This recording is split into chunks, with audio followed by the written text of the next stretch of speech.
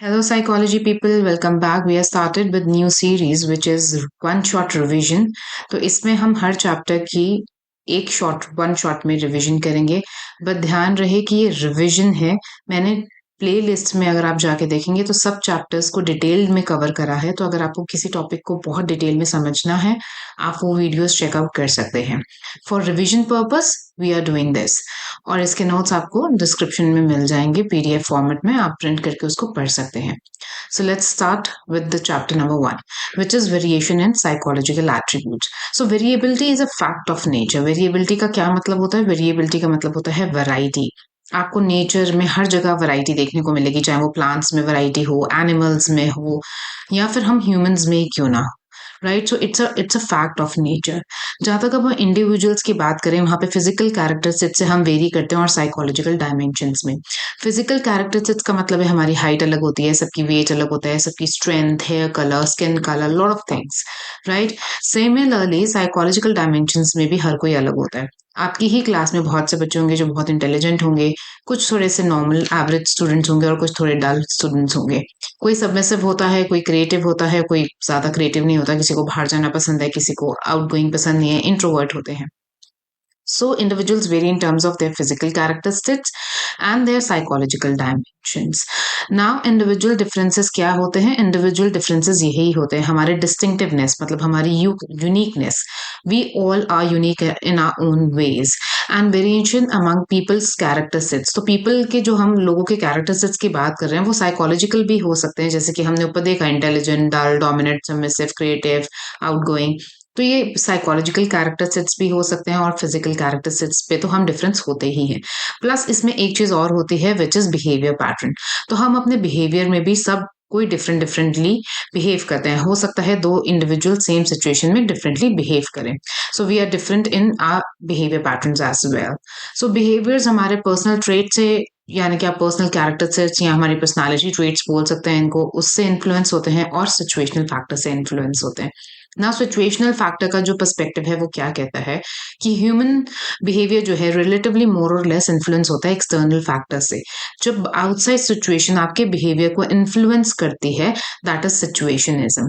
For example, एक person generally तौर पर, आमतौर पर वो एग्रेसिव है, but in a situation where उनके बॉसेस हैं सामने, तो वो एग्रेशन नहीं दिखा सकते क्योंकि उनको पता है उनका जॉब चला जाएगा. So we will say that this is situationism. एक वो उन्होंने वैसे बिहेव नहीं करा जो नॉर्मली वैसे बिहेव करते हैं, तो सिचुएशन के अकॉर्डिंगली उन्होंने अपना नेचुरल बिहेवियर शो नहीं करा. इट मीन्स कि सिचुएशन ने कहीं ना कहीं इन्फ्लुएंस करा उनके बिहेवियर को. This is called situationism. ना next topic is assessment. Assessment of psychological attributes की हम बात कर रहे हैं. तो असेसमेंट क्या होता है? असेसमेंट होता है इवैल्यूएशन, किसी भी चीज को इवैल्यूएट करना. और यहाँ हम किस चीज को इवैल्यूएट कर रहे हैं? यहाँ हम इवैल्यूएट कर रहे हैं साइकोलॉजिकल एट्रीब्यूट्स को. ना असेसमेंट दो तरीके से की जा सकती है. असेसमेंट फॉर्मल होती है और इनफॉर्मल होती है. फॉर्मल एडजस्ट असेसमेंट जो होती है वो ऑब्जेक्टिव होती है, मतलब आपका कोई ना कोई एक गोल होता है जिसको आप माइंड में रख के असेसमेंट कर रहे होते हो. स्टैंडर्डाइज होते हैं, मतलब प्रॉपर रिसर्च करने के बाद इनके नॉर्म्स बनते हैं कि कैसे आप फॉलो करेंगे, कैसे आप स्कोरिंग करेंगे, कैसे आप कंडक्ट करेंगे टेस्टिंग. ऑर्गेनाइज्ड वे में होते हैं. ठीक है. तो ये हॉच पॉच नहीं होता कुछ भी, प्रॉपर ऑर्गेनाइज्ड फॉर्मेट में चीजें होती हैं. आपको इसके साथ कोई भी आप टेस्टिंग करते हैं, फॉर एग्जांपल आईक्यू टेस्टिंग भी करते हैं, तो उसके साथ पूरा मैनुअल आता है जिसमें इंस्ट्रक्शंस लिखे होते हैं कि कैसे आपको आईक्यू टेस्टिंग करनी है, रिजल्ट्स को कैसे स्कोर करना है, उन स्कोरिंग की इंटरप्रिटेशन कैसे करनी है. Everything is organised. और एक ट्रेन्ड क्लिनिकल साइकोलॉजिस्ट ही असेसमेंट कर सकते हैं. देन बात करते हैं इनफॉर्मल असेसमेंट की. इनफॉर्मल असेसमेंट वेरी करती है केस टू केस की, डिपेंड हमारे पास क्या केस आया. And assessor to assessor. Assessor कौन होता है? जो असेसमेंट कर रहा होता है. यहाँ पे सब्जेक्टिव इंटरप्रिटेशन होती हैं, मतलब एक ही सिचुएशन को दो जने डिफरेंट तरीके से असेस कर सकते हैं. सो इनफॉर्मल असेसमेंट उसको कहते हैं. नाउ असेसमेंट के हमारे फायदे क्या हैं? क्यों हम असेसमेंट करते ही क्यों है? असेसमेंट करते हैं प्रिडिक्ट करने के लिए. प्रिडिक्ट करने के लिए हमारा बिहेवियर फ्यूचर में कैसा होगा, एक प्रोबेबिलिटी ना, 100% प्रिडिक्शन तो नहीं कोई कर सकता, बट एक प्रोबेबिलिटी हम बता देते हैं कि प्रोबेबल बिहेवियर फ्यूचर में कैसा रहने वाला है। सेकेंड पॉइंट है to affect a change in behaviour. Is there any behaviour which is maladaptive behaviour? जैसे मैल अडेप्टिव जो बिहेवियर्स होते हैं उनको चेंज करने के लिए, एक पॉजिटिव चेंज लाने के लिए बिहेवियर में, तो इसलिए भी हम असेसमेंट करते हैं। For example case of OCD, जहाँ पे ऑब्सेसिव कंपल्सिव डिसऑर्डर है, सो वहां पे बार बार हैंड वॉशिंग का या जर्म से उनके थॉट्स, उनको होता है कि जहां भी टच करा वहां पे जर्म्स है। सो इस तरीके के बिहेवियर को एलिमिनेट करने के लिए, एक पॉजिटिव बिहेवियर इंड्यूस करने के लिए, चेंज करने के लिए हम असेसमेंट करते हैं। ठीक है, साइकोलॉजिकल असेसमेंट की अगर हम बात करें तो साइकोलॉजिकल जो डोमेन्स हैं, साइकोलॉजिकल जो असेसमेंट है वो टेस्टिंग प्रोसीजर्स इवेलुएट करते हैं हमारे एबिलिटीज को, हमारे बिहेवियर्स को, जैसे कि मैंने ओसीडी का एग्जांपल दिया आपको। देन हमारी personal qualities, individual to individual personal qualities क्या है। नाउ साइकोलॉजिकल डोमेन्स की अगर हम बात करें, कुछ एट्रीब्यूट्स की बात करें, then we have cognitive, emotional and social domains. और इन्हीं तीनों को, डोमेन्स को, मल्टी डायमेंशनल, साइकोलॉजिकल एट्रीब्यूट कभी भी लीनियर नहीं होता। लीनियर मतलब एक स्ट्रेट लाइन नहीं होती, कॉम्प्लेक्स होता है। सबकी साइकोलॉजिकल कॉम्प्लेक्सिटीज हैं, ठीक है। We are complex human being, right? So we all are very complex in our mind, in our thought process.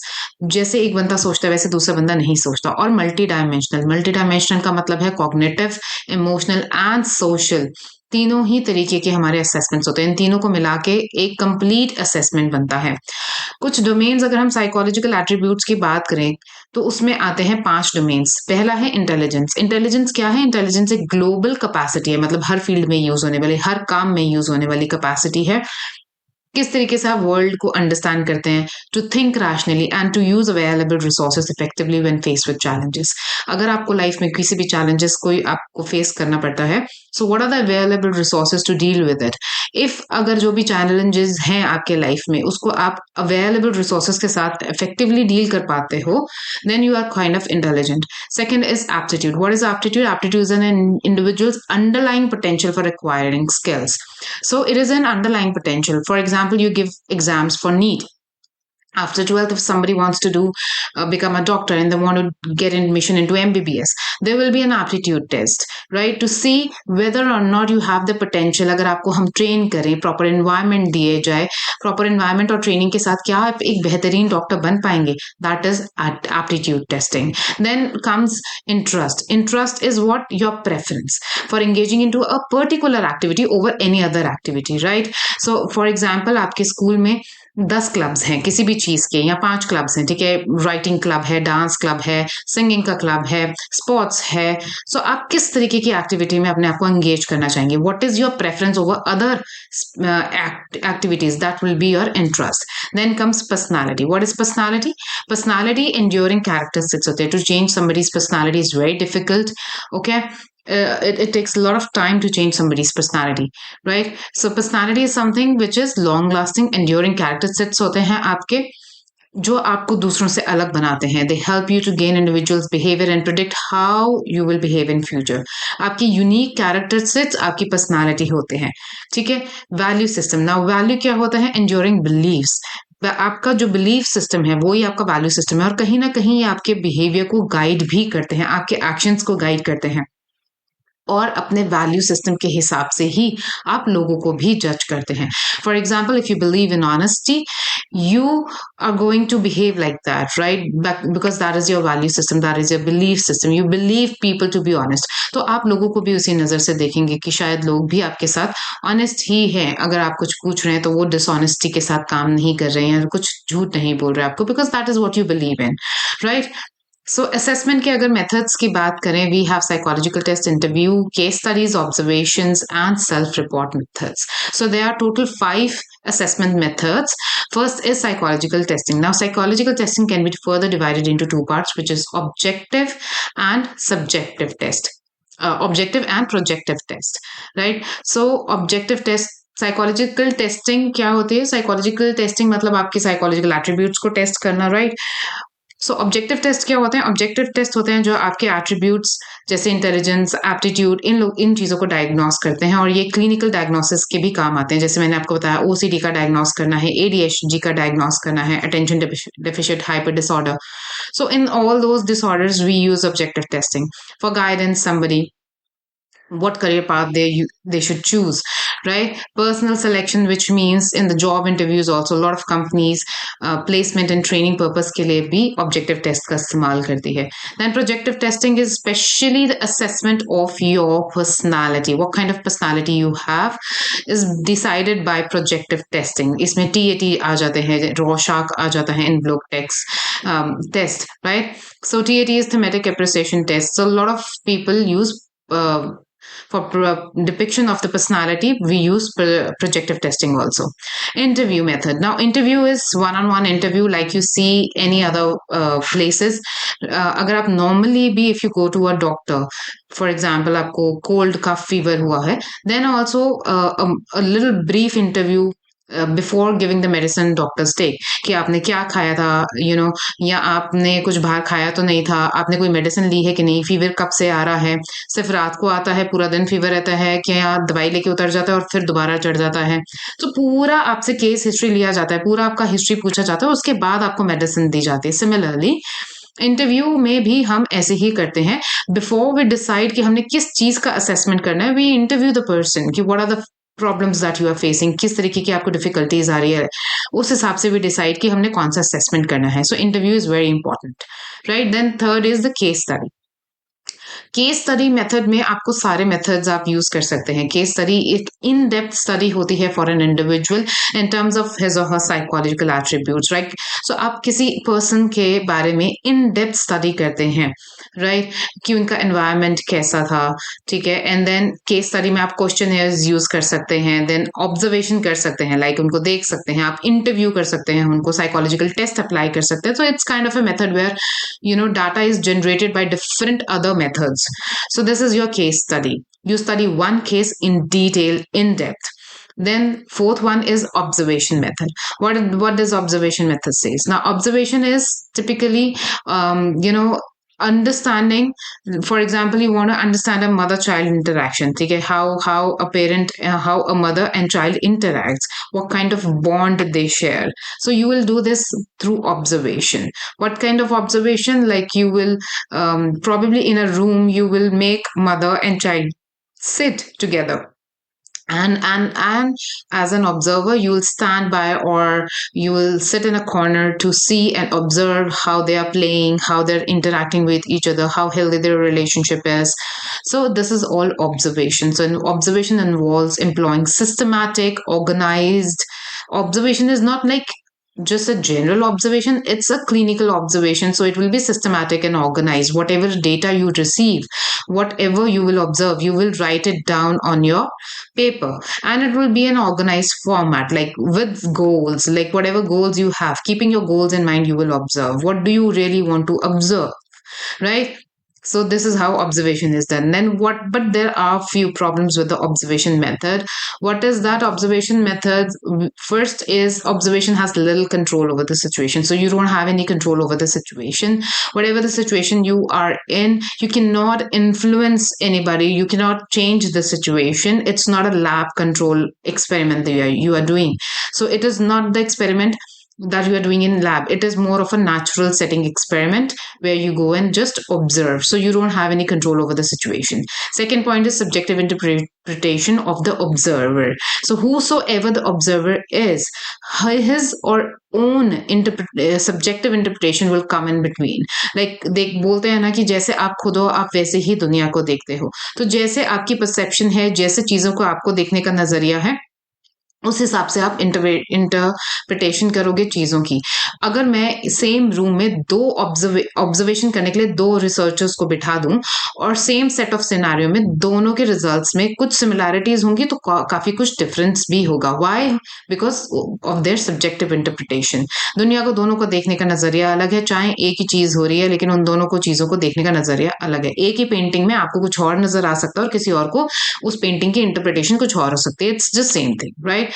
Fifth method is self report method. Self report says कि आप अपने बारे में खुद हमें बताओ, सेल्फ को रिपोर्ट करो, self reporting, right? That for example I have given you a questionnaire where it is written what do you think, what kind of person you are you an introvert or extrovert, do you like to party, or you are somebody who would like to sit home?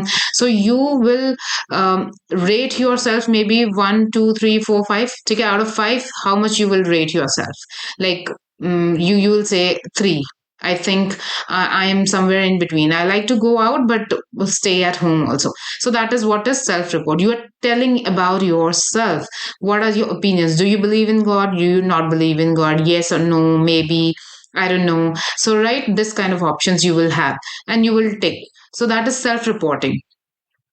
In self-reporting, we use questionnaire also, the way I said in the example, and we can use personal diary also. So I can tell you, like a clinical psychologist will tell you to maintain a diary of your thoughts or whatever, how you feel. So your feelings, your beliefs, your opinions will be written in that. That is self-report method. Now, next topic is intelligence. What is intelligence? Intelligence in a common sense notion of intelligence is somebody who's mentally alert, who is witty. There is a quickness to learn, okay, ability to understand relationship. That is a common notion of intelligence. आपकी class में जो बच्चा first आता है, जल्दी जल्दी पढ़ाई उसको समझ आ जाती है, लर्निंग कैपेसिटी उसकी अच्छी है, चीजें उसको याद रहती हैं, मेंटली अलर्ट है, तो आपकी नजर में वो इंटेलिजेंट है. If we talk about Oxford Dictionary, then Oxford Dictionary explain intelligence as perceiving, power of perceiving, learning, understanding, and knowing. The mnemonic is pluck. This is how you can remember this. But in intelligence, the definition of intelligence is to understand the world, to think rationally, and to use available resources. It is pretty much the same that we have done right, in the 5 elements that we use, value, system, intelligence. So this is the same definition जो हमने अभी ऊपर पढ़ी है. Now कुछ early intelligence के theorists थे, like everybody has defined intelligence in their own way, all the theorists. So we're gonna read some definitions given by some theorists. First is Alfred Binet. Alfred Binet was the first psychologist who worked on intelligence ever. So he defined intelligence as ability to judge well. If you can understand the situation well, you can judge well the situation and reason out well, that is your intelligence, right? Wechsler said that most of the time Wechsler's के intelligence scales हम use करते हैं, आज भी Wechsler के intelligence scales ही use किए जाते हैं. So it is the most widely used, Wechsler's के most widely used intelligence test होते हैं इनके. उन्होंने intelligence को कैसे define करा? इन्होंने intelligence के बारे में बोला कि ये global and aggregate capacity है. So global capacity means intelligence you need in every field, whether it's not just studies, sports or something. Every day to day life living के लिए भी आपको intelligence चाहिए. And aggregate मतलब total capacity of an individual to think rationally, act purposefully, and deal effectively with your environment, however your environment is, आप उससे deal कर पाए. गार्डनर और स्टर्नबर्ग ने बोला कि इंटेलिजेंस का मतलब सिर्फ अडेप्टेशन का नहीं होता. इंटेलिजेंस का मतलब ये नहीं है कि आपने अपने एनवायरनमेंट में अडेप्ट कर लिया, बट इंटेलिजेंस हम उसको कहेंगे कि जब वक्त पड़ने पर, जरूरत पड़ने पर, you can modify and shape your environment. अगर आप अपने एनवायरनमेंट को चेंज नहीं कर सकते, अपने अकॉर्डिंगली मॉडिफाई नहीं कर सकते, then what is the use of सिर्फ अडेप्टेशन ही काफी नहीं है, बट एनवायरनमेंट को मॉडिफाई करना आना चाहिए. Then there are theories of intelligence psychometric approach में एंड इंफॉर्मेशन प्रोसेसिंग अप्रोच में. साइकोमेट्रिक अप्रोच क्या कहती है? साइकोमेट्रिक अप्रोच एग्रीगेट के बारे में बात करती है. इसको स्ट्रक्चरल अप्रोच भी कहते हैं. क्यों? क्योंकि ये वो स्ट्रक्चर पे फोकस करती है कि इंटेलिजेंस का अंडरलाइन स्ट्रक्चर क्या है. ठीक है. Single index of cognitive abilities होते हैं साइकोमेट्रिक अप्रोच में. इंफॉर्मेशन प्रोसेसिंग, जिसको आईपी अप्रोच भी कहते हैं. इंफॉर्मेशन अप्रोच में क्या होता है कि इंफॉर्मेशन कैसे प्रोसेस करता है आपका ब्रेन, उसके ऊपर फोकस होता है. सो इंटेलिजेंट पर्सन कैसे एक्ट करता है, यानी कि कैसे बिहेव करता है, उसके ऊपर हमारा फोकस होता है. ये कॉग्निटिव फंक्शंस को स्टडी करती है कि जो इंटेलिजेंट बिहेवियर है उसके पीछे के कॉग्निटिव फंक्शंस क्या है, कैसे आप एक इंटेलिजेंट बिहेवियर करते हैं, एक्ट में आता है, एक्शन में आता है, right. So theories of intelligence को 2 पार्ट्स में डिवाइड किया गया है, psychometric approach and information processing approach. Psychometric approach की अगर हम बात करें तो इसमें 5 थ्योरीज आती हैं एंड इन्फॉर्मेशन प्रोसेसिंग में 3 थ्योरीज आती हैं. इन सभी थ्योरीज को हम देखेंगे वन बाय वन. फर्स्ट आता है यूनिफैक्टर, यानी कि यूनिफैक्टर थ्योरी ऑफ इंटेलिजेंस. ये अल्फ्रेड बिनेट ने दी थी. कौन सी थ्योरी किसने दी है ये आपको अच्छे से याद होना चाहिए. It is very important. इन्होंने बोला कि सिमिलर सेट ऑफ एबिलिटीज जो है यूज करते हैं हम हर प्रॉब्लम को सॉल्व करने की, एनी प्रॉब्लम और every problem that is individual is facing in their environment, तो same set of similar set of abilities ही यूज होगा। मतलब एक सेट ऑफ एबिलिटीज है आपके पास, हर प्रॉब्लम के लिए आप वहीं से अपनी इंटेलिजेंस को डिराइव करो, वही आपका प्रॉब्लम का सोल्यूशन है। देन सेकंड आता है two factor theory of intelligence which is given by Charles Spearman. इन्होंने दो फैक्टर्स के बारे में बात करा, जी फैक्टर और एस फैक्टर के बारे में। G factor stands for general factor, S factor stands for specific factor. Now general factor is common, it is common to all performances, ठीक है, ये प्राइमरी है और कॉमन है सब परफॉर्मेंस के लिए। पर स्पेसिफिक फैक्टर स्पेसिफिक चीजों में काम आते हैं, जैसे एक्सीलेंट सिंगर्स हैं, आर्किटेक्ट्स हैं, साइंटिस्ट हैं, एथलीट्स हैं, इनके पास कुछ ऐसा है जो उनको खास बनाता है, तो स्पेशल या स्पेसिफिक फैक्टर है ये, ठीक है। जर्नल फैक्टर तो हर जगह काम होगा ही होगा, बट स्पेसिफिक फैक्टर का स्पेसिफिक चीजों के लिए काम होगा, right. So theory of PMA, इसको बोलते हैं theory of PMA which is primary mental abilities.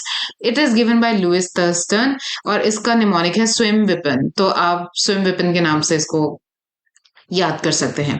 The first one is special relationship which is visualising patterns and forms. So special relationships मतलब कि स्पेशल रिलेशंस का मतलब है कि आप पैटर्न्स को और फॉर्म्स को विजुअलाइज कर सकते हैं। जैसे आपने आरपीएम का उसमें अगर आपने किया हो, अपने प्रैक्टिकल में किया होगा, सो उसमें डिफरेंट डिफरेंट पैटर्न्स बने होते हैं और आपको देखना होता है जैसे कौन सा पैटर्न कहाँ फिट हो रहा है, ठीक है। मान लो कुछ ब्लॉक्स हैं, पिक्चर्स दी हुई हैं आपको डिफरेंट पैटर्न्स की, और यहाँ पे मिसिंग है, क्वेश्चन मार्क है यहाँ पे, और आपको ऑप्शंस में भी कुछ पैटर्न्स दिए हुए हैं, तो आप देखोगे कि कौन सा वाला यहाँ पे फिट इन होता है।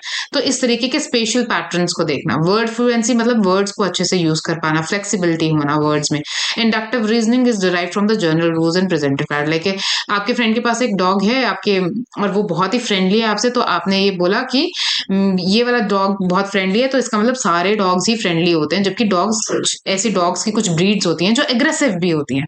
बट आपने वन सिंगल इंसिडेंट के साथ जनरलाइज कर दिया, ठीक है, वन सिंगल चीज के साथ, that is inductive reasoning. So memory accuracy, memory में क्या होता है, एक्यूरेसी की रिकॉलिंग इन्फॉर्मेशन, जो भी आप अभी याद कर रहे हैं, सीख रहे हैं, उसको आपको एग्जाम में रिकॉल करना है, so that you can write in your exam and get good grades, that is memory. Verbal comprehension मतलब जैसे हम वर्बल कॉम्प्रीहेंशन का पैसेज करते थे कि आपको समझ आता है, आपको वर्ड्स के मतलब समझ आते हैं, कंसेप्ट समझ आता है, आइडिया समझ आता है कि वो क्या कन्वे करना चाह रहे हैं। जब हम वर्बल कॉम्प्रीहेंशन करते थे तो एक पैराग्राफ होता था जिसमें लिखा होता था और नीचे क्वेश्चन आंसर्स होते थे। वो क्वेश्चन आंसर्स किस लिए होते थे, ये पता लगाने के लिए कि आपको पैराग्राफ समझ आया है, किस बारे में है और किस बारे में नहीं है, दैट इज वर्बल कॉम्प्रीहेंशन, ठीक है। देन उसके बाद आता है आपका परसेप्चुअल स्पीड। परसेप्चुअल स्पीड मतलब परसीविंग स्किल्स, कितनी जल्दी आप चीजों को परसीव कर पाते हो, समझ पाते हो, that is your perception speed.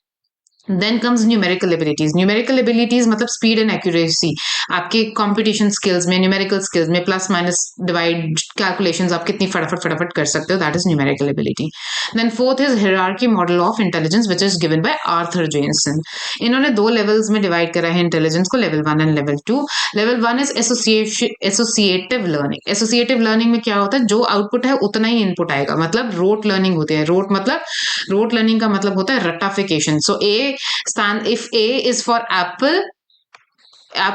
then A for apple ही बच्चा लिख कर आएगा, A for aeroplane नहीं लिख कर आएगा, right. but level 2 cognitive competence में क्या होता है, it involves higher order thinking skills which means output is always going to be greater than the input, which means कि अगर मैंने बच्चे को सिखाया है A for apple, बच्चा जाके A for aeroplane भी लिख के आ सकता है, उसको पता है कि A for apple है तो A for aeroplane भी होता है, right. That is what is, इसमें रोट लर्निंग, रट्टाफिकेशन नहीं होती, बस कंसेप्ट क्लैरिटी होती है। कंसेप्ट क्लैरिटी होती है तो फिर आपको जब कंसेप्ट की क्लैरिटी है, then you can write in your own words, language, right. That is when we say कि output is greater than the input. Now structure of intellect, SOI model, इसको हम SOI के नाम से जानते हैं। इट इज गिवन बाय JP गिलफर्ड। नाउ इन्होंने तीन टाइप्स बोला, थ्री डायमेंशन मतलब 3D मॉडल बोलते हो, 3D मॉडल है ये। So content, operation and products. Content क्या होता है, कंटेंट वो चीज होती है जो मटेरियल होता है इंफॉर्मेशन का, मतलब दिस इज द मटेरियल जिसके ऊपर आप ऑपरेशन परफॉर्म करोगे और फिर फाइनली कुछ प्रोडक्ट निकल कर आएगा। सिंपल सी भाषा में यही है, ठीक है। कंटेंट मतलब चाहे आप विजुअली, जैसे अभी आप ये वीडियो देख रहे हो तो आप विजुअल, एक्सक्यूज मी, प्लस सुन भी रहे हो, that is auditory. So this content that you are consuming is visual, auditory भी है, विजुअल भी है, राइट? इस पे कुछ तो आपके ऑपरेशंस लगेंगे, लाइक आप मेमोरी में अपना याद करने की कोशिश कर रहे हो, रिकॉर्ड कर रहे हो अपनी मेमोरी में कि जो जो मैम पढ़ा रहे हैं फटाफट जितना आप याद कर सकते हो या जितना आप उसको समझ सकते हो, और उसका कुछ ना कुछ इम्प्लीकेशन, यानी कि कुछ ना कुछ इसका आगे फाइनल प्रोडक्ट भी होगा कि आप अपने एग्जाम्स में जाके इसको लिख कर आओगे। सो हर चीज के 3 डायमेंशन होते हैं, कंटेंट, ऑपरेशन और प्रोडक्ट। और हर वक्त हमारे किसी ना किसी, each cell is expected to have at least one factor और एबिलिटी। तो ये क्योंकि 3D मॉडल है, तो जैसे क्यूब होता है ऐसे 3D बना दिया है, ठीक है? तो 3 साइड्स, 1 2 3, और ये 3 साइड्स आपको दिख रही है। तो एक इसका कंटेंट है, एक ऑपरेशन है, एक प्रोडक्ट है। इसको कॉप के नाम से भी आप याद कर सकते हो। आई डोंट थिंक सो आपके एग्जाम में ये इतना डिटेल में आएगा कि आप 5 के कंटेंट्स और 6 ऑपरेशंस और 6 प्रोडक्ट्स लिखो, so don't you worry about that. But हाँ, बेसिक चीज आपको ये पता होनी चाहिए, और ये भी जरूर लिखना है आपको कि 5 into 6 into 6 is 180 cells, and each cells is expected to have at least one factor or ability. Then we go to the next theory, which is theory of multiple intelligence. It is given by Howard Gardner. So this is also a very important theory. इन्होंने बोला intelligence 8 types की होती है। जैसे सबने बोला सिर्फ ability to जज वेल होती है, रीजन आउट वेल होता है, या फिर अपने एनवायरमेंट को शेप करना होता है। बट हार्वर्ड गार्डनर क्लियरली इन्होंने बहुत डिस्टिंक्ट टाइप से इंटेलिजेंस को डिवाइड करा है, और इन्होंने बोला कि कोई भी प्रॉब्लम अगर हम जब सॉल्व करते हैं then we use every kind of intelligence. It's not कि कोई एक टाइप की इंटेलिजेंस होती है, सारे इंटेलिजेंस, सब टाइप की इंटेलिजेंस आपस में इंटरैक्ट करते हैं and they work together to find a solution to a problem, right? So 8 type of intelligence कौन सी है? पहले है लिंग्विस्टिक। लिंग्विस्टिक मतलब लैंग्वेज पे कमांड होना। जिनकी लैंग्वेज पे कमांड होती है, ऐसे कौन से लोग होते हैं? पोएट्स और राइटर्स की लैंग्वेज पे बहुत अच्छी कमांड होती है, और इन लोगों को हम वर्ड स्मार्ट बोलते हैं।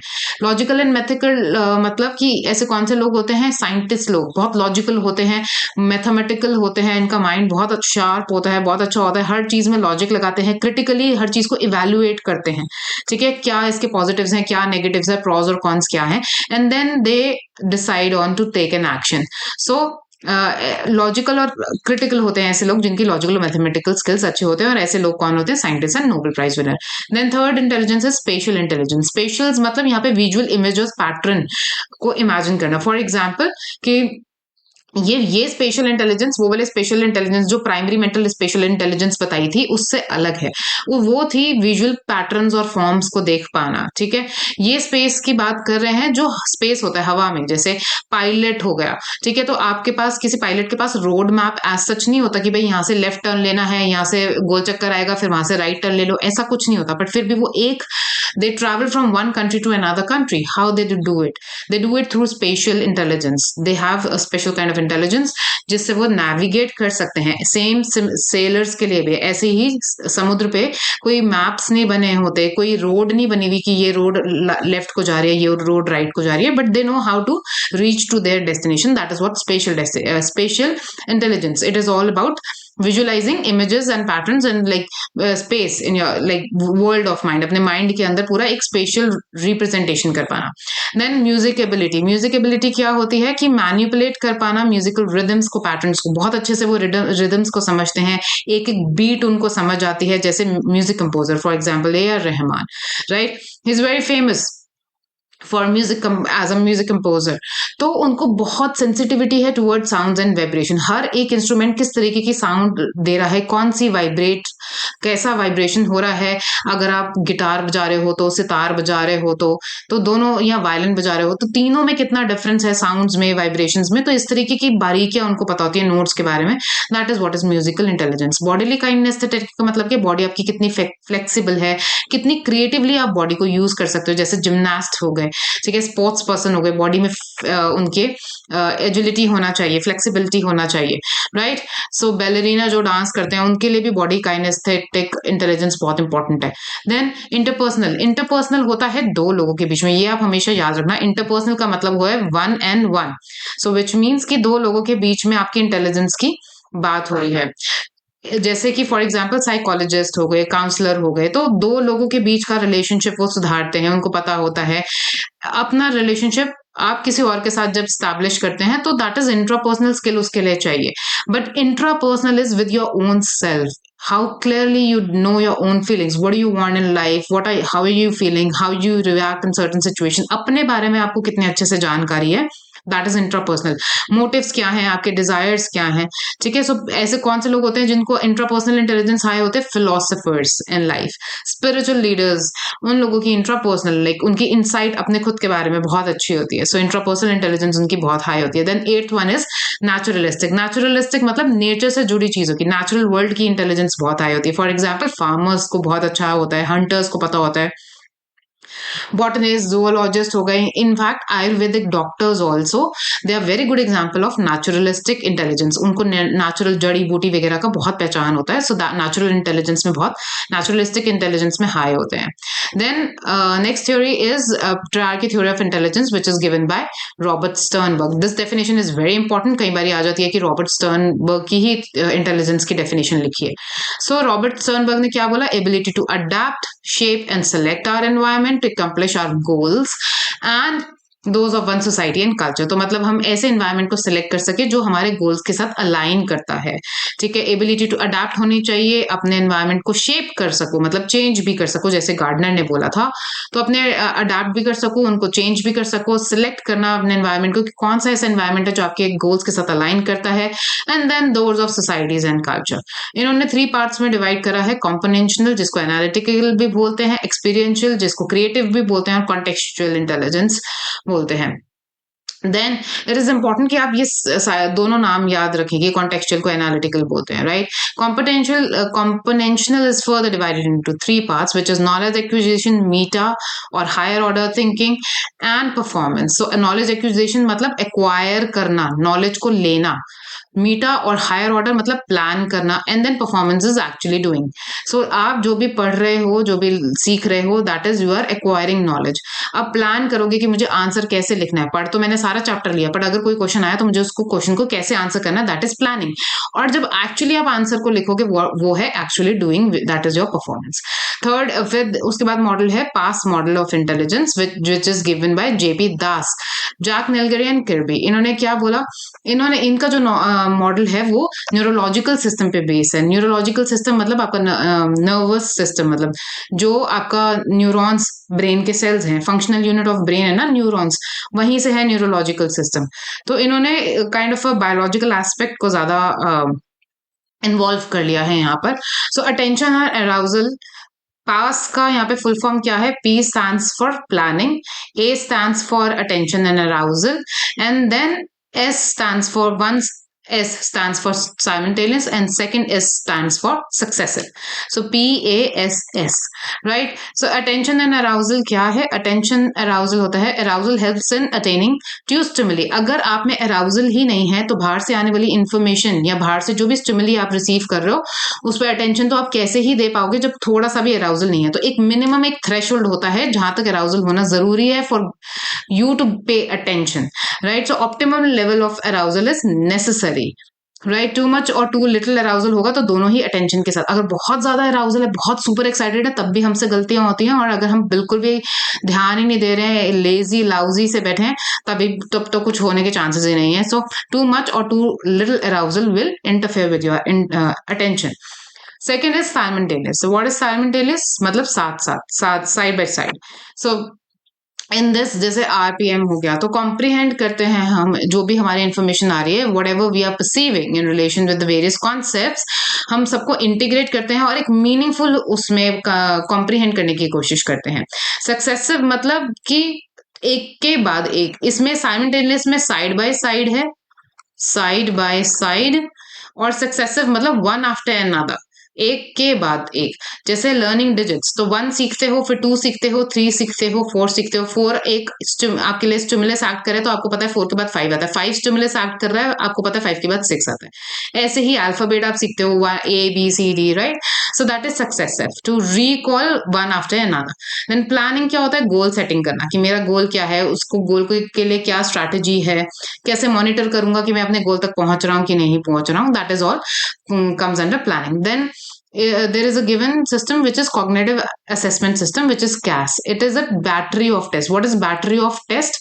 सिंगल टेस्ट होता है तो वो टेस्ट होता है, लेकिन जब बहुत सारे टेस्ट मिला के एक बैटरी बना देते हैं, ठीक है, बहुत एक बैटरी में बहुत सारे छोटे छोटे अलग सब टेस्ट होते हैं, that is called battery of test. It is developed by Das and Naglieri. ये 5 से 18 साल के इंडिविजुअल्स पे आप लगा सकते हो. Consist of verbal and non verbal, मतलब ऐसे नॉन वर्बल जो कि परफॉर्मेंस बेस्ड टास्क होते हैं. They can measure your cognitive functions, आपके कॉग्निटिव फंक्शंस को मेजर करने के लिए. Then we talk about intelligence. Nature and nurture की डिबेट होती है इंटेलिजेंस में, कि नेचर और नर्चर का डिबेट है, मतलब कि कितना परसेंट जेनेटिक्स है और कितना आपका एनवायरमेंट है, right. So nature is genetics and nurture is your environment. So twin children की अगर हम बात करें तो कुछ स्टडीज हुई थी, उसके रिजल्ट्स हैं. क्या रिजल्ट्स निकल कर आए थे कि जो आइडेंटिकल ट्विन्स होते हैं, ठीक है, मोनोजाइगोट, अगर आपने पढ़ा होगा कि सेम सेल डिवाइड होके बन जाता है, दो अलग अलग सेल नहीं फर्टिलाइज हुए, right. So same identical twins जो होते हैं वो कोरिलेट करते हैं. 90% उनकी इंटेलिजेंस सेम होती है. आइडेंटिकल ट्विन्स ऐसे जो कि डिफरेंट एनवायरमेंट में पले बड़े हैं, 72% उनका सेम होता है इंटेलिजेंस लेवल. फिटर्नल ट्विन्स मतलब दो अलग सेल्स, दो अलग बच्चे, जैसे जुड़वा बच्चे तो हैं लेकिन एक भाई बहन है, ऐसे करके. आइडेंटिकल ट्विन्स नहीं है, हूबहू सेम वाले ट्विन्स नहीं, शक्ल उनकी डिफरेंट है, थोड़ा डिफरेंस है उनमें. सो फिटर्नल ट्विन्स जो है उनकी 60% तभी भी कोरिलेट करते हैं. सिबलिंग्स, अब इस यहाँ पे ट्विन्स की स्टडीज खत्म हो गई, अब वो बोल रहे हैं जो भाई बहन, आपके जो भी भाई बहन है उनसे आपकी 50%, 50% ऑफ योर इंटेलिजेंस उनके साथ मैच करती है. और ऐसे सिबलिंग्स जिनको अलग एनवायरमेंट में पाला गया है तभी भी 25% तो कहीं नहीं गया, 25% तो तभी भी मैच करेगी इंटेलिजेंस लेवल आपका और आपके भाई बहनों का, right. So this is what intelligence का नेचर एंड नर्चर का था. देन एडॉप्टिव चिल्ड्रंस की अगर बात करें कि ऐसे पेरेंट्स जो अडॉप्ट कर लेते हैं बच्चे को, तो उनकी पहले पहले तो बायोलॉजिकल पेरेंट्स जो हैं उन पर जाती है अपनी इंटेलिजेंस लेवल, बट उसके बाद जो जिन पेरेंट्स ने अडॉप्ट करा है उनकी इंटेलिजेंस लेवल एनवायरमेंट के अकॉर्डिंगली लाइक उन पे मैच करना शुरू कर देती है. एनवायरमेंट का क्यों रोल है, ये तो सारा था आपका जेनेटिक्स, जीन्स, ठीक है. यहाँ अब एनवायरमेंट की बात करें. एनवायरमेंट क्या कहता है कि as children grow in their age, उनकी इंटेलिजेंस जो कि है ज्यादा से ज्यादा अपने अडॉप्टिव पेरेंट्स की तरफ मूव करना शुरू कर देती है. फैमिली जिनका हाई सोशियो इकोनॉमिक स्टेटस है, SES सोशियो इकोनॉमिक स्टेटस, वो उनकी उनमें ज्यादा इंटेलिजेंस पाई जाती है. क्यों? क्योंकि उनको अच्छा रिच न्यूट्रिशन फूड मिलता है, फैमिली बैकग्राउंड अच्छा है, स्कूलिंग अच्छी होती है, तो जहाँ पे चांसेस होते हैं उनके इंटेलिजेंस के इंक्रीज होने के लिए, राइट. तो अगर आपको इस पे कोई क्वेश्चन आता है तो आपको कंक्लूड कैसे करना है, कंक्लूजन में आपको लिखना है कि हेरिडिटी और नेचर, नर्चर और नेचर, हेरिडिटी और एनवायरमेंट दोनों का मिक्स कॉम्प्लेक्स इंटरैक्शन होता है हमारे इंटेलिजेंस पे. हम कुछ भी ये नहीं कह सकते कि हेरिडिटी का ज्यादा इम्पैक्ट पड़ता है या फिर एनवायरमेंट का ज्यादा इंपॉर्टेंस है, ऐसा कुछ भी नहीं कह सकते. दोनों का कॉम्प्लेक्स इंटरैक्शन होता है. एंड हेरिडिटी क्या करती है, हेरिडिटी एक रेंज सेट कर देती है for an individual development to actually shape and support and अगर उनको कोई अपॉर्चुनिटी मिले, if given the opportunity and support system, तो आप वहां तक पहुंच सकते हो. फॉर एग्जाम्पल अगर आपके अंदर टोन और पिच की कोई समझ है तो आप एक अच्छे सिंगर बन सकते हो, गिवन कि अगर आपको अपॉर्चुनिटीज मिले, आपको सपोर्ट सिस्टम मिले.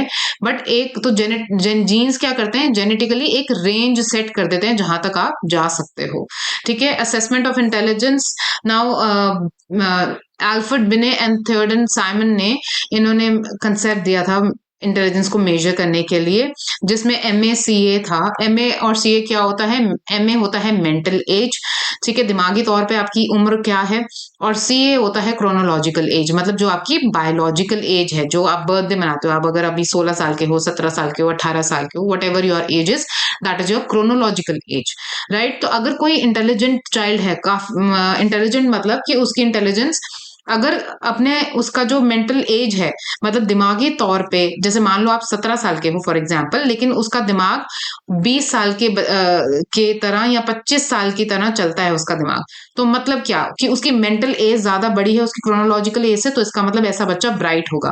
और डल जो होगा उसका 17 साल अगर उसकी मेंटल एज है तो हो सकता है वो 15 साल की तरह बिहेव करे। तो अगर 2 इयर्स कम से कम का गैप है, मतलब 17 साल उसकी एज है, क्रोनोलॉजिकल एज है, और मेंटल एज जो है वो 15 साल अगर आ रही है after we have done the intelligence testing, तो इसका मतलब कि वो अपनी एज से पीछे चल रहा है। तो पीछे चल रहा है तो मतलब थोड़ा डल चाइल्ड है। सो इसको बोलते हैं mental retardation, which is defined by बिने एंड साइमन। विलियम स्टर्न वो बंदे थे जिन्होंने आईक्यू का, इंटेलिजेंस क्वेश्चन का कंसेप्ट दिया था। ये सब चीजें आपको याद रखनी है। विलियम स्टर्न ने आईक्यू का कंसेप्ट दिया था। नो, इन्होंने क्या है, आईक्यू का फॉर्मूला निकाला था कि IQ is equal to M A divided by C A into 100। M A is your mental age, C is your chronological age. ठीक है, अगर किसी का एम ए और सी ए इक्वल है तो मतलब 100 टू आता है, वो ठीक है। अगर किसी का एम ए ज्यादा है तो इसका मतलब उसकी आईक्यू जो है 100 से ज्यादा आएगी, मतलब वो इंटेलिजेंट है। एम ए किसी का कम है उसकी क्रोनोलॉजिकल एज से, तो इसका लेस देन 100 उनका आएगा।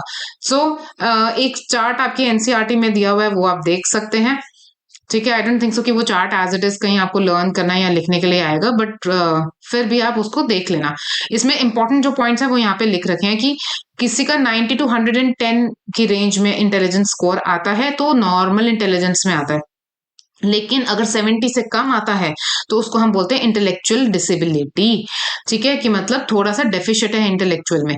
और अगर 130 से उनका आईक्यू ज्यादा आता है तो मतलब एक्सेप्शनल टैलेंट्स हैं उनके पास। राइट, तो ये 3 रेंज आप याद कर सकते हो, पूरा टेबल याद करने की आज सच जरूरत नहीं है। इंटेलेक्चुअल गिफ्टेडनेस की अगर हम बात करें, what is intellectual giftedness? Now exceptional journal आपके इंटेलेक्चुअल मतलब सुपीरियरिटी परफॉर्मेंस होती है इन वाइड रेंज ऑफ टास्क। तो एक्सेप्शनल आपके पास इंटेलेक्चुअल एबिलिटी होती है, आप हर टास्क में, वाइड रेंज ऑफ टास्क में। ऐसा नहीं है कि पढ़ाई में सिर्फ इंटेलिजेंट है, 90% मार्क्स आ रहे हैं तो इंटेलेक्चुअली आप गिफ्टेड हो। नो, आपको जो भी काम दिया जाएगा वो उसमें अच्छे से परफॉर्म करोगे तब आप हम बोलेंगे कि इंटेलेक्चुअली गिफ्टेड हो। नाउ इसमें एक बेल शेप कर्व के बारे में, नॉर्मल कर्व के बारे में बात करें, ज्यादा मेजोरिटी ऑफ द पॉपुलेशन कहाँ फॉल करती है? सेंटर में, जिसको बोलते हैं मीन। एवरेज पॉपुलेशन यहाँ फॉल करती है, क्योंकि हर कोई तो ना ही इंटेलेक्चुअल उनमें गिफ्टेडनेस है और ना ही वो इंटेलेक्चुअली डेफिशिएंट है। तो लेफ्ट हैंड साइड इधर जितने भी स्कोर्स होते हैं वो ऐसे लोगों के होते हैं जिनका मेंटल एज उनके क्रोनोलॉजिकल एज से कम होता है। ठीक है, मतलब कि वही 17 साल के हैं लेकिन उनका दिमाग 15 साल का है, ऐसे। और ऐसे लोग जिनका जो 17 साल के है लेकिन दिमाग 25 साल वाला रखते हैं, तो वो राइट हैंड साइड पे आते हैं। और बीच में ऐसे लोग होते हैं कि भाई 17 साल के हैं तो 17 साल वाला ही हमारा दिमाग है। Majority of the population IQ के मामले में यहाँ फॉल करती है सेंटर लाइन पे। ठीक है जी। फिर AAMD। AAMD क्या है? American association on mental deficiency. इन्होंने कैसे डिफाइन करा है इंटेलेक्चुअल डिसेबिलिटी को? कि इंटेलेक्ट इसके सब एवरेज, ठीक है, सिग्निफिकेंटली सब एवरेज जर्नल इंटेलेक्चुअल फंक्शनिंग होती है एग्जिस्टिंग, एंड डेफिशिएंट्स होते हैं अडेप्टिव बिहेवियर में, which are manifested during developmental period. तो 3 इसके मेन फीचर है इस डेफिनेशन के। पहला तो ये कि सब एवरेज, मतलब एवरेज से भी बिलो उनकी इंटेलेक्चुअल फंक्शनिंग होती है, अडेप्ट नहीं कर पाते अपने एनवायरमेंट में, डेफिशिएंट्स होता है उसमें। और डेवलपमेंटल ए पीरियड में ही ये चीज नोटिस हो जाती है, मतलब 18 एज की उम्र से पहले पहले ये चीज माँ बाप भी नोटिस कर लेंगे कि उनका बच्चा थोड़ा स्लो है, जल्दी नहीं, मतलब बोलना देर से शुरू करा है, चलना देर से शुरू करा है, चीजों को कम मतलब ज्यादा टाइम लगाता है समझ आने में। तो ये सारी चीजें, जितना लेवल ऑफ डिफिकल्टी हाई, जितना डिसेबिलिटी का लेवल जितना हाई होगा, डिफिकल्टी लेवल भी उतना ही हाई होगा। नाउ इसमें माइल्ड डिसेबिलिटी, मॉडरेट और प्रोफाउंड एंड सिवियर डिसेबिलिटी दी हुई है। सो माइल्ड डिसेबिलिटी क्या होता है? जो थोड़े बहुत स्लोअर होते हैं अपने पीयर, मतलब अपने फ्रेंड्स ग्रुप से, बट वो इंडिपेंडेंटली काम कर सकते हैं, जॉब्स होल्ड कर सकते हैं, कल को शादी वादी कर सकते हैं, अपनी घर गृहस्थी बसा सकते हैं, दाल रोटी चला सकते हैं। ऐसे होता है माइल्ड डिसेबिलिटी। मॉडरेट डिसेबिलिटी की जो होती है बात करें हम, तो वहां उनको थोड़ा लैंग्वेज में प्रॉब्लम होता है, मोटर स्किल्स मतलब आपके हाथ में लिखने वगैरह में थोड़ा दिक्कत होता है। हाथ में लिखने में दिक्कत मतलब ये नहीं कि हाथ टेढ़े मेढ़े, ऐसा कुछ नहीं। फाइन मोटर स्किल्स मतलब आपकी राइटिंग पुअर होगी, या जैसे P और Q में कंफ्यूजन होगा, ठीक है, D और B में कंफ्यूजन होगा, इस तरीके की चीजें हो सकती हैं। या मोटर स्किल्स मतलब बेसिकली राइटिंग वाइटिंग भी ठीक नहीं है, तो इस तरीके के आपके जो फाइन मोटर स्किल्स हैं वहां पे, सॉरी ये क्या हो गया, ठीक है, तो फाइन मोटर स्किल्स में थोड़ा दिक्कत हो सकता है। What is going on, wait a minute, ठीक है। So okay, so way we, हाँ, profound वी नीड मॉडरेट और डिग्री, इनको थोड़ा बहुत सुपरविजन की जरूरत होती है हर डे टू डे टास्क में, ठीक है। इनको बहुत ज्यादा इंडिपेंडेंस आप उनसे एक्सपेक्ट कर सकते कि हर काम इंडिपेंडेंटली करेंगे, इनको सुपरवाइज करने की जरूरत पड़ती है चीजों में। प्रोफाउंड और सिवियर जो डिसेबिलिटी होती है वो तो मतलब इनकेपेबल होते हैं अपनी लाइफ को मैनेज करने के लिए, उनको 24 घंटे दिन और रात उनको हेल्पर की जरूरत होती है, कोई ना कोई उनके साथ रहना ही चाहिए। वो अपनी सेल्फ हाइजीन नहीं कर सकते, अपना खुद का ध्यान नहीं रख सकते, खुद खाना नहीं खा सकते, खुद कपड़े पहन नहीं सकते, खुद नहा धो नहीं सकते, कुछ भी काम खुद से नहीं कर सकते। तो 24/7 हेल्प की जरूरत होती है जिनमें प्रोफाउंड और सिवियर डिसेबिलिटी होती है, राइट। फिर बात करते हैं हम इंटेलेक्चुअल गिफ्टेडनेस। अभी हमने कर्व की जो बात करी थी, जो बेल शेप कर्व था, तो हमने इसको तो केटर कर लिया, अब हम इसको केटर करेंगे जहां पे हाई इंटेलेक्चुअल कैपेसिटी है। सो इंटेलेक्चुअल गिफ्टेडनेस क्या होती है? सिंपल सी बात है, जो हमने पढ़ा था कि वाइड रेंज ऑफ आप सुपीरियरली परफॉर्म करोगे वाइड रेंज ऑफ टास्क में, ये होती है आपकी इंटेलेक्चुअल गिफ्टेडनेस, ठीक है जी। लुइस टर्मन की इस पे एक स्टडी भी थी जहां उन्होंने 1500 बच्चों पे टेस्ट करा था, उनकी 130 से ज्यादा आईक्यू आई थी, और उन्होंने एग्जामिन करा था कि how intelligence was correlated to occupational success and life adjustment. Now giftedness और टैलेंट के बीच में क्या डिफरेंस है?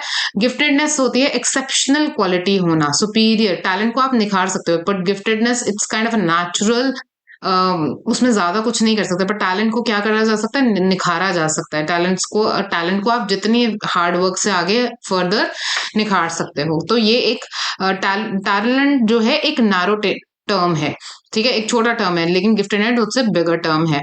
सो साइंस क्या है? कुछ इंटेलेक्चुअल, जैसे हम बोल रहे हैं कि ऐसे लोग जो इंटेलेक्चुअली डेफिशिएंट है, ठीक है, उनके कुछ साइंस होते हैं, वो बोलना लेट स्टार्ट करते हैं, चलना लेट स्टार्ट करते हैं, हर चीज में स्लो होते हैं। ऐसे जो इंटेलेक्चुअली सुपीरियर हैं, उनके भी कुछ साइंस होते हैं, क्या कि उनका अटेंशन स्पैन बहुत अच्छा होता है, उनकी मेमोरी बहुत अच्छी होती है, दे प्रेफर नॉवेल्टी, मतलब न्यूनेस, हर चीज नयापन उनको चाहिए होता है।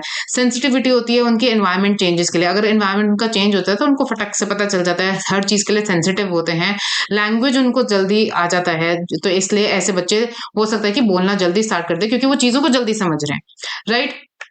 तो ये कुछ इंपॉर्टेंट कैरेक्टरिस्टिक्स है जो आप पढ़ सकते हो गिफ्टेड इंडिविजुअल्स के बारे में। नाउ इंटेलिजेंस टेस्ट पे आते हैं हम, ठीक है। इंटेलिजेंस टेस्ट क्या है? इंटेलिजेंस टेस्ट दो चीजों में डिवाइडेड है, individual test, group test, verbal test, performance test, culture fair and culture biased.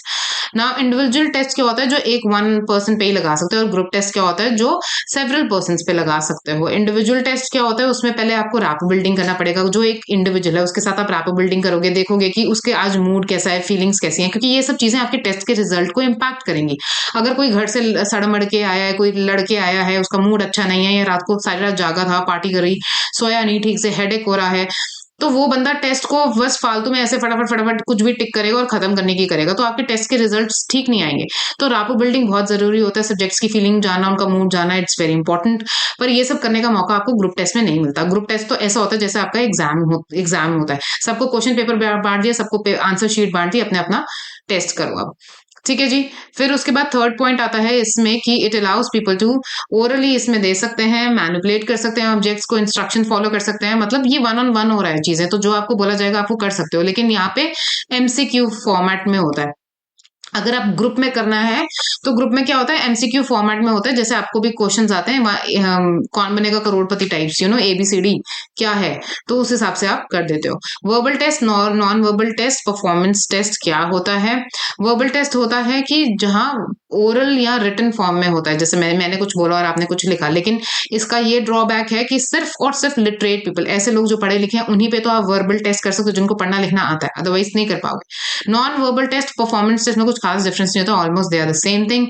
Non verbal क्या कि मतलब हम कुछ बोल नहीं रहे हैं, जैसे कोई पिक्चर है, पजल है, आरपीएम का आपने अगर करा हो तो that is also a non verbal test. वहां पे आप रेवन प्रोग्रेसिव मैट्रिक्स में आप क्या कर रहे थे? परफॉर्म ही तो कर रहे थे, सो that is a performance. Performance actually वैसे ये क्या होता है? नॉन वर्बल टेस्ट तो इट्स लाइक आरपीएम टाइप हो गया, ठीक है, कि मतलब आपको हाथ से भी कुछ परफॉर्म नहीं करना है, कुछ कहीं पे टिक करना है, कुछ सिलेक्ट करना है, कुछ पैटर्न्स हैं, इस तरीके से।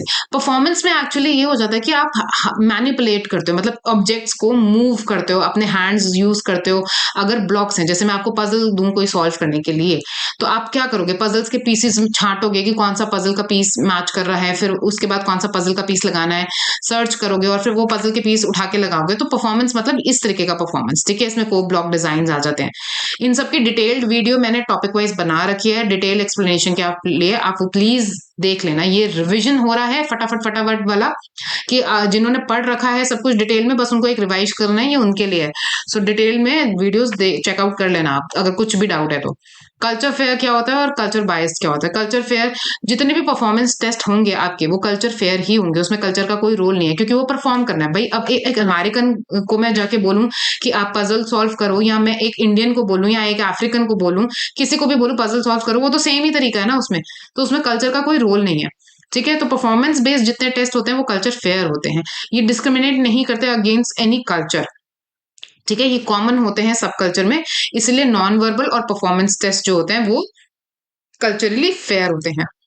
कल्चरल बायस क्या होते हैं, जैसे ऐसा कोई भी टेस्ट जो अमेरिका में डेवलप हुआ है, तो वो वहां की पॉपुलेशन को ध्यान में रखते हुए उन्होंने नॉर्म्स, मतलब जो रूल्स होते हैं, उन्होंने वहां के हिसाब से रूल्स डेवलप करे हैं, वहां के कल्चर को ध्यान में रख के उन्होंने वो पूरा टेस्ट बनाया, वहां की पॉपुलेशन पे ज्यादा सूट करेंगे बजाय इसके कि हमारे एशियन पॉपुलेशन पे सूट करें, राइट। सो कल्चर उसमें कहीं पे बायस आ जाता है। कुछ यूजेस और मिस यूज है इंटेलिजेंस टेस्ट के, यू कैन गो थ्रू, बहुत ईजी है, इसमें कुछ इतना समझने वाला नहीं है। कल्चर और इंटेलिजेंस की जहां तक हम बात करते हैं, तो वाइगॉत्स्की ने इसमें क्या कहा है, कल्चर देखो क्या होता है, कल्चर एक कस्टम्स, बिलीव्स, एटीट्यूड्स, आपके अचीवमेंट, लिटरेचर, आर्ट, ये सब आपके कल्चर का हिस्सा है। कहीं ना कहीं जिस तरीके से हमारे आर्ट है, हमारी लिटरेचर है, ठीक है, वो कहीं ना कहीं उसमें कल्चर, हमारा कल्चर, इंडियन कल्चर झलकता है ना। हमारे जिस तरीके से पेंटिंग स्टाइल्स है, जिस तरीके से यहाँ की बिल्डिंग्स बनी है, आर्किटेक्चर जिस तरीके का है, जिस तरीके से हमारा कस्टम है, बिलीव्स है, वो हमारे कल्चर को दर्शाते हैं। ऐसे जब आप किसी और कंट्री में जाते हो, जब वहां की आप आर्ट देखते हो, जैसे आप वेस्टर्न कल्चर में देख लो, तो वहां के उन्होंने जो कपड़े पहने होंगे, अगर कोई किसी की कोई पेंटिंग्स वगैरह है, तो वहां वेस्टर्नाइज चीजें होंगी, हर चीज उनके लिटरेचर में, आर्ट में आपको उन्हीं का कल्चर दिखेगा। सो ये कल्चर होता है, अपने custom, belief, attitudes, arts, literature, ये सब मिला के हमारे कल्चर बनता है। वाइगॉट्स्की ने क्या बोला, वाइगॉट्स्की ने बोला कि जो कल्चर है वो एक सोशल कॉन्टेक्स्ट प्रोवाइड करता है लोगों को, कि कैसे जीना है, कैसे ग्रो करना है, understand the world around them, right. और वाइगॉत्स्की ने एक बहुत इंपॉर्टेंट पॉइंट बोला कि एलिमेंट्री फंक्शंस तो देखो यूनिवर्सल होते हैं, मतलब अगर अमेरिका का बच्चा है या इंडिया का बच्चा है, दोनों ही सेम टाइम पे चलना बोलना स्टार्ट करेंगे। ऐसा नहीं है कि वहां के बच्चे जल्दी बोलना स्टार्ट कर देते हैं, चलना स्टार्ट कर देते हैं। तो कुछ यूनिवर्सल फंक्शंस हैं जो सेम होते हैं, एलिमेंट्री फंक्शन सेम होते हैं, यूनिवर्सल होते हैं। लेकिन जब बात आती है हायर ऑर्डर फंक्शंस की, ठीक है, जहां आपको अपना कॉग्निटिव प्रोसेस यूज करना होता है, वहां हमारा कल्चर जो है हमारे उसको इम्पैक्ट करता है, इंटेलिजेंस को। तो टेक्नोलॉजिकल इंटेलिजेंस क्या होती है? टेक्नोलॉजिकल इंटेलिजेंस होती है कि व्हेन टेक्नोलॉजिकल एडवांस सोसाइटीज, जैसे कि हमारी भी टेक्नोलॉजिकल एडवांस सोसाइटीज हैं, या आप अब फॉरेन कंट्री में चले जाओ, अब जापान चले जाओ, तो वहां और भी ज्यादा टेक्नोलॉजिकल एडवांसमेंट है। तो वहां बहुत मिनिमल मूव्स, आपको कम हाथ पैर हिलाने पड़ते हैं, हर चीज मशीन कर रही है वहां पे, फटाफट फटाफट स्पीड से काम हो रहा है। तो वहां के जो मेंटल मैनिपुलेशन है अमंग चिल्ड्रन वो डिफरेंट होगा। So these societies promote a type of behaviour which is called technological in way. तो वहां जापान में चले जाओ, चाइना में चले जाओ, तो यहाँ का जो कल्चर है वहां पे टेक्नोलॉजिकल एडवांसमेंट ज्यादा है, और इस तरीके के कल्चर जो है वो टेक्नोलॉजिकल इंटेलिजेंस ज्यादा प्रमोट करते हैं, ठीक है। आप वहां पे ऐसे ऐसे गैजेट्स या ऐसी ऐसी चीजें होंगी जो आपको यूज करनी नहीं आती होंगी, क्योंकि टेक्नोलॉजिकली आप इतने एडवांस नहीं हो, ना आपका कल्चर ऐसा है, राइट। सो ये है टेक्नोलॉजिकल इंटेलिजेंस।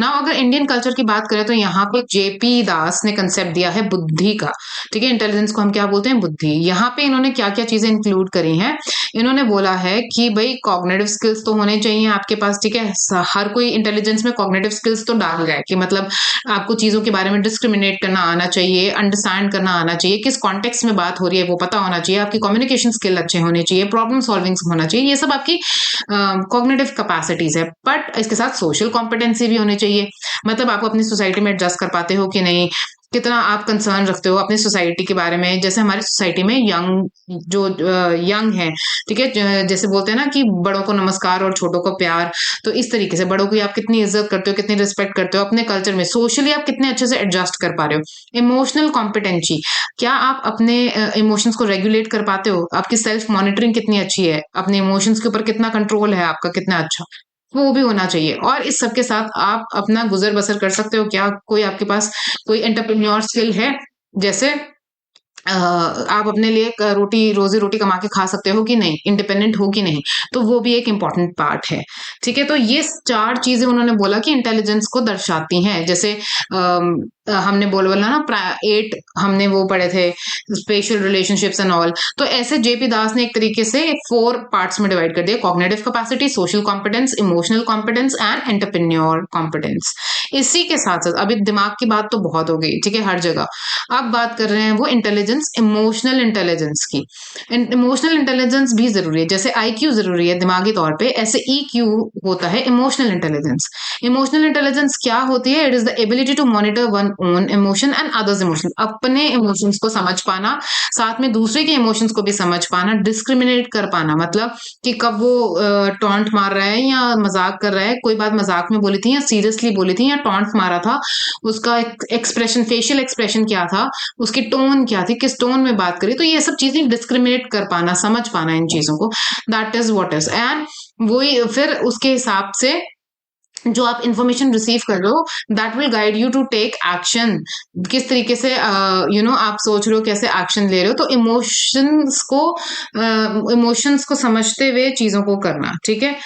दैट इज कि आपका कुछ ऐसा तो नहीं कर रहे जिससे सामने वाले को हर्ट होगा, पेन होगा, या अगर कोई ऑलरेडी पेन में है तो आप उसकी पेन तो बढ़ा नहीं रहे हो ना, मतलब इस तरीके से बातें बोल के। तो इस तरीके से मतलब सामने वाले का भी इमोशन मैनेज करना और अपना भी इमोशन मैनेज करना, ठीक है। तो ये कुछ कैरेक्टरिस्टिक्स हैं इमोशनली इंटेलिजेंस लोगों के, जो आप पढ़ सकते हैं। Then come special abilities. Aptitude के बारे में बात हुआ है, एप्टीट्यूड के बारे में हम बात कर चुके हैं कि एप्टीट्यूड क्या होता है। एप्टीट्यूड टेस्ट को भी 2 पार्ट्स में डिवाइड किया जाता है, इंडिपेंडेंट जिसको स्पेशलाइज बोलते हैं, और मल्टीपल मतलब जर्नलाइज एप्टीट्यूड बोलते हैं। एप्टीट्यूड क्या होता है? It is a combination of characteristics that indicates an individual's capacity to acquire some specific knowledge और स्किल आफ्टर ट्रेनिंग, कि मतलब आप आफ्टर ट्रेनिंग के बाद क्या आप एक अच्छे डॉक्टर बन पाएंगे कि नहीं, क्या आप में वो कैपेसिटी है कि आप एक अच्छे डॉक्टर बन सके। तो उस चीज की जब हम इवैल्यूएशन करते हैं, that is aptitude testing. Individual और इसमें स्पेसिफिक यानी कि जर्नलाइज इंटेलिजेंस की हम टेस्टिंग की बात करें। इंडिविजुअल क्या होता है? सिंगल एप्टीट्यूड टेस्टिंग होती है। जैसे अगर मैं आपके मैथ्स की स्किल देखना चाहती हूँ तो न्यूमेरिकल एप्टीट्यूड का टेस्ट लूंगी और सिर्फ मैथ्स का ही देखूंगी। जैसे जर्नल एप्टीट्यूड टेस्टिंग होती है, तो जर्नल एप्टीट्यूड टेस्टिंग में सब चीजें आ जाती हैं, ठीक है, मतलब थोड़ा बहुत मैथ्स आएगा, साइंस आएगा, इंग्लिश आएगा, ऐसा करके, ठीक है। तो मल्टीपल मतलब कि मल्टीपल चीजें इसमें टेस्ट करेंगे। डिफरेंशियल एप्टीट्यूड टेस्ट है, जीटीबीए है, ये सब आप नाम्स आपको याद करने पड़ेंगे। इसमें टेस्ट बैटरीज होती है। टेस्ट बैटरीज मैंने आपको बताया था, टेस्ट बैटरीज क्या होती है कि जिसमें मल्टीपल सब टेस्ट होते हैं, ठीक है। तो इंडिविजुअल मतलब किसी एक स्किल के बारे में मैं बात कर रही हूँ, उसी को टेस्ट करूंगी, और जनरलाइज मतलब उसमें काफी सारे स्किल्स टेस्ट हो जाएंगे। क्रिएटिविटी और इंटेलिजेंस की बात करें तो क्रिएटिविटी क्या होती है? क्रिएटिविटी होती है to produce ideas, objects and problem का सोल्यूशन नोवल तरीके से, कुछ नए तरीके से, out of the box thinking करना, कुछ क्रिएटिव तरीके से, वही घिसी पिटी चीजें नहीं करना, ठीक है जी। क्रिएटिव टेस्ट और इंटेलिजेंस में कुछ डिफरेंस होता है। क्रिएटिव टेस्ट क्या होता है? ओपन एंडेड होते हैं, मतलब इसमें क्रिएटिविटी दिखानी है तो इसमें कोई एक स्पेसिफिक आंसर नहीं होता। लेकिन इंटेलिजेंस टेस्ट जो होते हैं क्लोज एंडेड होते हैं। इंडिया की कैपिटल न्यू दिल्ली है तो उसमें कुछ आप मतलब कुछ क्रिएटिविटी नहीं दिखा सकते। न्यू दिल्ली है तो न्यू दिल्ली रहेगी भाई, ठीक है। क्रिएटिव टेस्ट और क्या होते हैं? मैंने इसका क्रिएटिविटी का तो कि एक प्रॉब्लम को अप्रोच करने के लिए बहुत सारे रास्ते हो सकते हैं, जिसको बोलते हैं डाइवर्जेंट थिंकिंग, ठीक है। तो मेनी सोल्यूशंस हो सकते हैं, डाइवर्जेंट थिंकिंग के बहुत सारे रास्ते होना, ठीक है। तो एक प्रॉब्लम के मेनी सोल्यूशंस हो सकते हैं, ऐसा नहीं है कि एक ही सही सोल्यूशन है, क्योंकि क्रिएटिविटी है ना, फ्री फ्लो है आपका इमेजिनेशन का। बट इंटेलिजेंस में ऐसा नहीं होता। कोई प्रॉब्लम है, 2+2 है तो उसमें 4 ही होगा, उसका एक ही 1 राइट सोल्यूशन है। 2+2 कितना है? 4। इसमें कोई क्रिएटिविटी नहीं दिखा सकते। कन्वर्जेंट थिंकिंग इसी को बोलते हैं कि मतलब एक सीधी रोड जा रही है, उसी के बाद आपको अपनी मंजिल मिल जाएगी, यहाँ पे और सारी रास्ते नहीं आ रहे, एक ही रोड है, ठीक है। सो क्रिएटिविटी टेस्ट में आप फ्रीडम है आपको अपनी इमेजिनेशन यूज करने का। You can new context में ability, you have the ability to put things into the new context, freedom है आपको अपनी इमेजिनेशन यूज करने का, पर यहाँ ऐसा कुछ नहीं होता। एक्सप्रेशन के लिए यहाँ पे, ओरिजिनलिटी के लिए, इमेजिनेशन के लिए लिटिल स्कोप है। क्या ही भाई, 2+2 तो 4 ही होता है, उसमें क्या इमेजिनेशन दिखाओगे?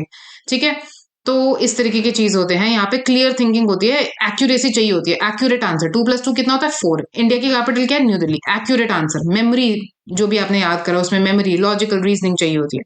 सो ये एक डिफरेंस है क्रिएटिव टेस्ट और इंटेलिजेंस टेस्टिंग में। नाउ कुछ फेमस साइकोलॉजिस्ट हैं जिन्होंने क्रिएटिविटी के टेस्ट डेवलप करे हैं, ये हैं उनके नाम। और जितने भी उन्होंने टेस्ट डेवलप करे हैं, क्रिएटिविटी के टेस्ट भी स्टैंडर्डाइज्ड हैं। आप ये मत समझना कि इंटेलिजेंस के टेस्ट तो चलो पूरा स्कोरिंग है, स्टैंडर्डाइज होते हैं, क्रिएटिविटी को कैसे सही और गलत बोलेंगे? तो सही और गलत इसमें कुछ नहीं होता है, लेकिन क्रिएटिविटी को जांचने का, परखने का भी कि आप कितनी क्रिएटिवली किसी चीज को सॉल्व कर सकते हो, उसके लिए भी टेस्ट बनाए गए हैं इन लोगों के द्वारा, ये जो नाम है। और स्टैंडर्डाइज हैं वो टेस्ट भी, पूरा उनके मैनुअल्स मिलेंगे और उनकी इंटरप्रिटेशन गाइड भी है कि कैसे आपको जो भी टेस्ट के बाद कि मैनुअल्स में लिखा होता है कि टेस्ट कैसे कंडक्ट करना, और जैसे भी आपने कंडक्ट करा उसके बाद वो कैसे निकल कर आएगा, उसके स्कोर्स और उसके कैसे इंटरप्रिटेशन आपने करनी है। ठीक है जी, तो ये था आपका चैप्टर। आई होप कि आपको समझ आया है। नेक्स्ट हम चैप्टर नंबर 2 की रिवीजन करेंगे। ये नोट्स आपको डिस्क्रिप्शन बॉक्स में मिल जाएंगे, और अगर आपको कुछ भी डाउट है, कुछ भी पूछना है, आप कमेंट सेक्शन में पूछ सकते हैं। Please do not forget to subscribe my channel, support my channel, help my channel grow. Give me a thumbs up if you like this video. And इसकी PDF लिंक मैं डिस्क्रिप्शन बॉक्स में दे दूंगी, वहां से आप डाउनलोड कर लेना, नोट्स को प्रिंट करके पढ़ लेना। All the best to you. See you next time with chapter number 2. Till then, keep learning, keep revising. Bye.